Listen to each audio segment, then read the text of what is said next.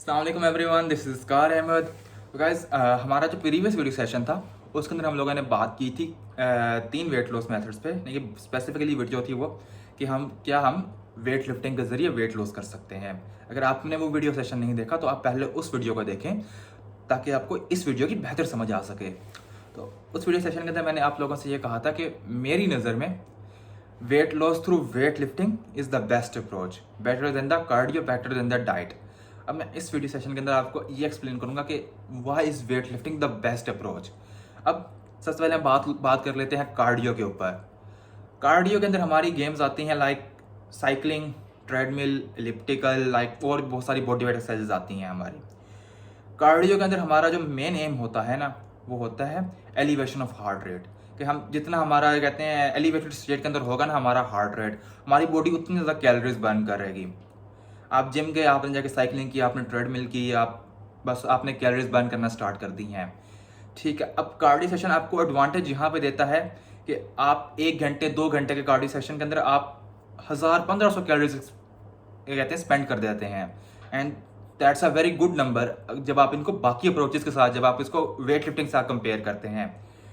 अब एक सेशन के अंदर आप 1000-1500 कैलोरीज बर्न कर रहे हैं तो आप एक अच्छा कैलोरिक डेफिसिट क्रिएट कर लेते हैं with the help of cardio sessions only. लेकिन इसके अंदर मसला ये आता है कि आपकी कैलोरीज सिर्फ उतनी देर के लिए बर्न होंगी जितनी देर आप कार्डियो सेशंस कर रहे हैं। लाइक आप साइकिलिंग कर रहे हैं, आप ट्रेडमिल कर रहे हैं, जितनी देर आप ट्रेडमिल पर रनिंग कर रहे हैं ना, उतनी देर तो आपकी कैलोरीज बर्न हो रही हैं। लेकिन यहाँ से आप ट्रेडमिल से उतरे हैं और उधर से मामला रुक गया, ख़त्म हो गया।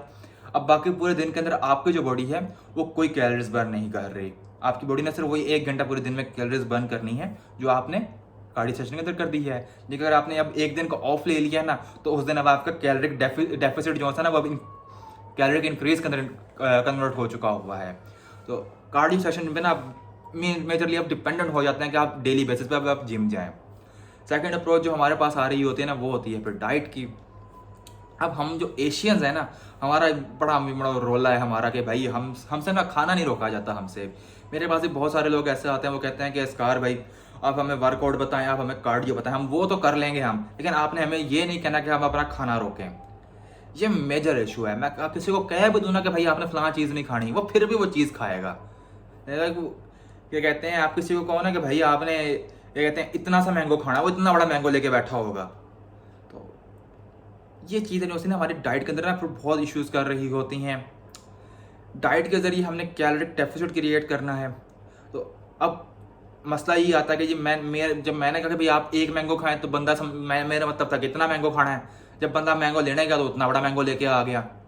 तो ऐसे मौका पे ना फिर जो डाइट वाला जो प्लान होता है ना बिल्कुल चौपट हो जाता है। क्योंकि हमारे लिए ना ये बहुत मुश्किल हो जाता है कि हम लोग ये मेजर करें, एक जो नॉर्मल ले पर्सन होता है उसके लिए बहुत मुश्किल है कोई ये मेजर करे कि जो उसके सामने जो भी फूड पड़ी हुई है उसके अंदर कितनी कैलोरीज हैं। अब नॉर्मली हम लोग ये करते हैं, आपको जो जिम ट्रेनर है ना जो आपका, या आप किसी न्यूट्रिशनिस्ट के पास भी आप जाएंगे वो भी आपको लगेगा इन्ना को जो सेब खा लो, इन्नी को जो रोटी खा लो, और भाई इन्ना को जो सेब तो इन्नी को जो रोटी की पता चलेगा उधर की कैलोरीज ने। आपने आई बॉल नहीं करना, आपने इन चीज़ों को आपने इनको ग्राम्स में मेजर करना होता है। अब फिर वही बात आ जाती है कि यार इतनी तकलीफ में कौन जाए। तो इसकी वजह से ना अब आप ये सोच रहे होंगे कि जी अपनी डाइट को लेकर कि जी मैं 400-500 ना कैलोरिक डेफिसिट मैंने क्रिएट किया हुआ इतनी कैलोरीज का, लेकिन आप मेरे से लिखवा लें कि आप 400-500 के कैलोरिक डेफिसिट में नहीं होंगे, आप 400-500 कैलोरीज ऊपर कंज्यूम कर रहे होंगे जब तक आप आई बॉलिंग कर रहे हैं। इसकी वजह से ना सिर्फ ये जो हमारी जो हरकतें हैं हमारी हम एशियंस की, इसकी वजह से ना हमारी जो डाइट वाली अप्रोच है वो हमेशा नाकाम ही रहती है। हमारे जो यहाँ पर जो मेजोरिटी ऑफ न्यूट्रिशनिस्ट भी जो बैठे हुए हैं, इवन जो क्लिनिकल सेटअप्स के अंदर भी जो बैठे हुए हैं ना, उनको भी इस बारे में ज़्यादा नहीं है। वो भी आपको कहते हैं आई बॉल करें। आई बॉल करने से कभी भी नहीं होने वाला। आप जितनी मर्जी देर आप डाइटिंग करते रह जाएं, आप हमेशा कैलोरिक ये कहते हैं एलिवेटेड स्टेट के अंदर रहेंगे, आप डेफिसिट नहीं क्रिएट कर पा रहे होंगे आप। इसलिए डाइट भी यहाँ पर फ्लॉप हो जाती है। जो तीसरी जो अप्रोच जो है जो हमारे पास है वेट लिफ्टिंग वाली, जो कि मेरी नज़र में बेस्ट अप्रोच है। उसकी वजह ये है कि मैंने आपको प्रीवियस वीडियो सेशन के अंदर एक्सप्लेन किया था कि किस तरीके से आपके जब कहते हैं आप वर्कआउट करते हैं तो आपके मसल टीयर्स होते हैं और आपकी बॉडी कैलोरीज बर्न करना शुरू करती है। ठीक है, अगर आपने उसको नहीं देखा तो आप पहले उस वीडियो को देखें ताकि आपको इस वीडियो की बेहतर समझ आ सके। अब जब आपका मसल टीयर होगा, आपकी बॉडी उस टाइम पे ये कहते हैं मसल की रीबिल्डिंग स्टार्ट करेगी। उसके लिए आपको चाहिए प्रॉपर न्यूट्रिशन, यानी कि आप जो भी फूड आप कंज्यूम कर रहे हैं वो बॉडी आपकी डायरेक्टली इनकी ये कहते हैं रिपेयर पे लगा रही है। लेकिन ऐसा मौके पर जब आप इंट्रोड्यूस करते हैं एक कैलोरिक डेफिसिट, या जब आप या सिर्फ अपनी बॉडी से आप कार्ब्स की रिमूवल कर देते हैं, जैसा कि मैंने आपको प्रीवियस वीडियो के अंदर कहा था, तो आपकी जो बॉडी है वो फोर्स हो जाती है ऑन स्पेंडिंग ऑन कहते हैं breaking down of the fats. तो अब यहाँ पे ना आप एक अप्रोच के जरिए आप दो टारगेट्स को अचीव कर रहे हैं।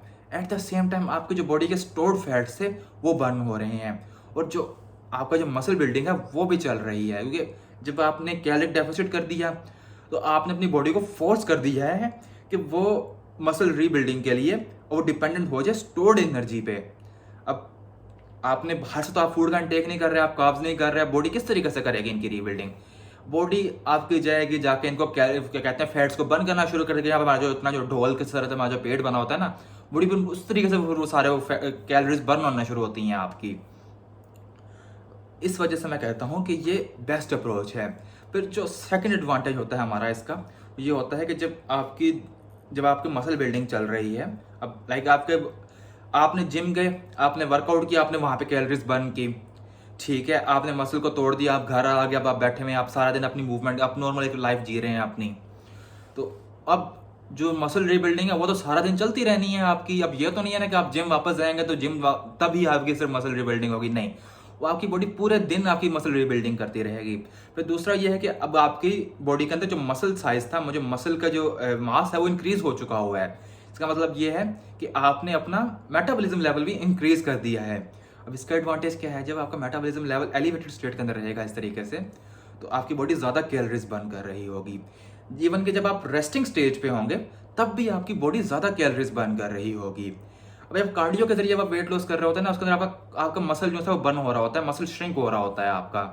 तो इसका मतलब ये है कि वो आहिस्ता आहिस्ता ना जो आपकी बॉडी से मसल है वो खत्म हो रहा होता है, और आपकी बॉडी का जो कैलोरी रिक्वायरमेंट होता है वो भी ड्रॉप होता जा रहा होता है। ये जब आप लोग वेट लिफ्टिंग के जरिए जब वेट लॉस कर रहे होते हैं तो जो आपकी कैलोरी रिक्वायरमेंट है वो इंक्रीज होती है। कैलोरी रिक्वायरमेंट इंक्रीज हो रही है, आपका कैलोरिक डेफिसिट भी इंक्रीज हो रहा है आहिस्ता आहिस्ता, आपकी बॉडी 24 घंटे कैलोरीज बर्न कर रही है। तो मेरी नज़र के अंदर weight loss through weight lifting is the best approach. आपकी बॉडी 24 घंटे कैलोरीज बर्न कर रही है। आपने 1 घंटे का आपने सिर्फ जिम सेशन किया था, ठोक के किया, टका किया, जैसे मर्जी किया आपने, लेकिन करना आपने ठोक के, जैसे मैंने आपको प्रीवियस वीडियो के अंदर कहा था। उसके बाद 24 घंटे आपकी बॉडी जो है कैलोरीज बर्न कर रही है। 24 घंटे बाद आप फिर जिम चले गए, फिर जाके आपने आप साइकिल चला दिया आपने। एक कार्डियो की तरफ डिपेंड नहीं होगी कि जी आप घंटा जिम के सिर्फ घंटे के अंदर कैलोरीज बर्न होगी, बाकी पूरे दिन आपकी बॉडी कोई कैलोरीज बर्न नहीं कर रही। तो इसलिए मैं आपसे कह रहा हूँ, if you want to lose weight, make sure कि आप एक बैलेंस्ड अप्रोच लें। आप लोग डाइट भी करें, आप लोग कार्डियो भी करें, और आप लोग वेट लिफ्टिंग भी करें।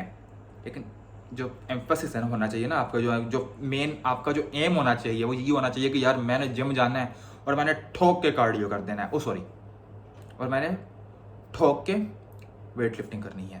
तो गाइस, ये था हमारा आज का वीडियो सेशन। अगर आप लोगों के माइंड में कोई और क्वेरीज हैं, कोई और क्वेश्चंस हैं, जो आप कुछ बात पूछना चाहते हैं, तो आप मुझे इंस्टाग्राम पे डीएम करें, आप मुझे मेल करें, और मैं जल्दी उनका जवाब लेके भी इस तरह से एक वीडियो सेशन बना दूंगा। So this is Kar Ahmad signing of.